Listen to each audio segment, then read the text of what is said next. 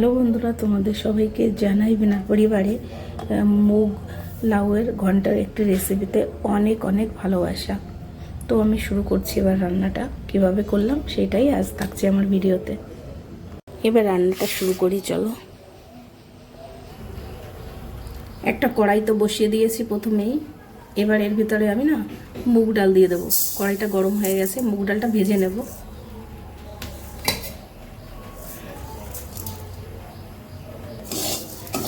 পুরো মুগ ডালটাকে আমি লাল করে ভেজে নেব প্রথমে।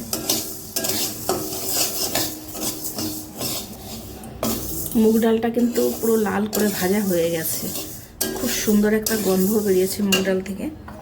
এবার আমি এর ভিতরে জল দিয়ে দিচ্ছি সিদ্ধ হওয়ার জন্য।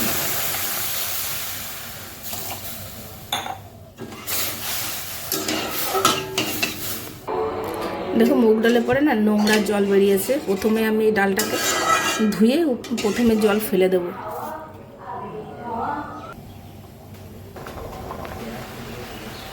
মুগ ডালটা কিন্তু প্রায় 60% সিদ্ধ হয়ে গেছে। এই দেখো, আমি দেখাচ্ছি, দেখেছো?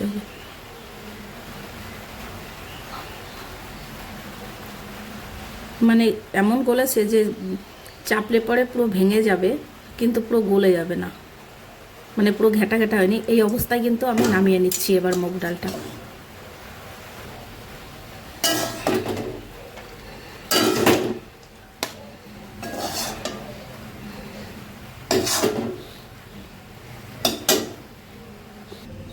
এই যে এখানে মুগ ডালটা আমি একটু সিদ্ধ করে, মানে আধা সিদ্ধ করে নামিয়ে নিয়েছি।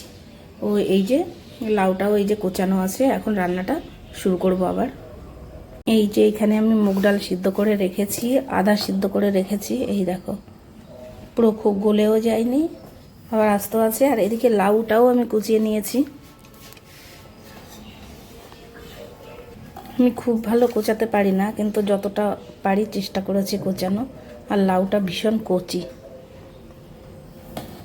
তো এই যে আমি কড়াই বসিয়ে দিয়েছি। আমি কড়াই গরম হয়ে গেছে, এবার দিয়ে দিচ্ছি আমি সর্ষের তেল। তেল তো গরম হয়ে গেছে। এবার তেলের ভিতর দিয়েছি তেজপাতা আর জিরে ফোড়ন। এবার দিয়ে দিচ্ছি লাউগুলো।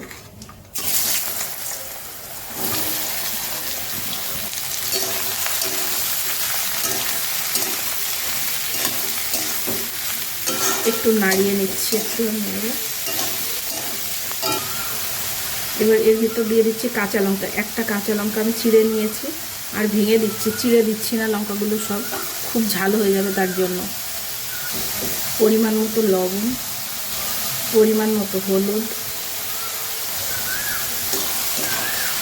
এবার মিশিয়ে নেব।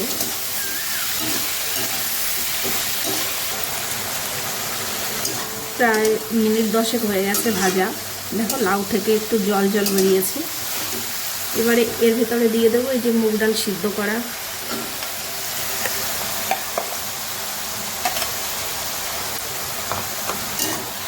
এবারে একটু ভালো করে আমি একসঙ্গে মিশাবো। মিশিয়ে নিয়ে তারপরে আমি একটু ঢাকা দিয়ে রাখবো। এর ভেতরে কিন্তু আমি আর জল ব্যবহার করব না। লাউ থেকেই যে জলটা বেরোবে তাতেই ডালটা আস্তে আস্তে করে সিদ্ধ হবে, যতটা সিদ্ধ হতে বাকি আছে। এবার আমি ঢাকা দিয়ে রেখে দেব। এবার আমি ঢাকনাটা তুলে নিচ্ছি। সিদ্ধ হয়ে গেছে, দেখো লাউ থেকে কতটা জল বেরিয়েছে। আর এই যে আমি শুকনো খোলায় একটু জিরে ভেজে নিয়েছি, এটা আমি গুঁড়ো করে নেব। এবার আমি 1 চামচ চিনি দিয়ে দিচ্ছি আমি। আর একটু ঢাকা দিয়ে দিয়েছিলাম, তুলে নিলাম। দেখো কত সুন্দর মাখো মাখো হয়ে গেছে। এবার একটু আমি এরকম একটু ভেজে নিচ্ছি খুন্তি দিয়ে। কত সুন্দর হয়েছে। পুরো লাউগুলোও আস্ত আছে, আর মুগ ডালগুলো সিদ্ধ হয়েছে, কিন্তু পুরো ভেঙে একদম ঘেটা ঘেটা হয়ে যায়নি। খুব সুন্দর হয়েছে। এবার দেখো এই যে জিরের গুঁড়োটা করে রেখেছিলাম, সেইটা আমি দিয়ে দেবো। এবার এই জিরের গুঁড়োটা দিলে খুব সুন্দর একটা মানে গন্ধ বেরোবে, এর থেকে সেন্ট হবে আর টেস্টও হবে খুব সুন্দর।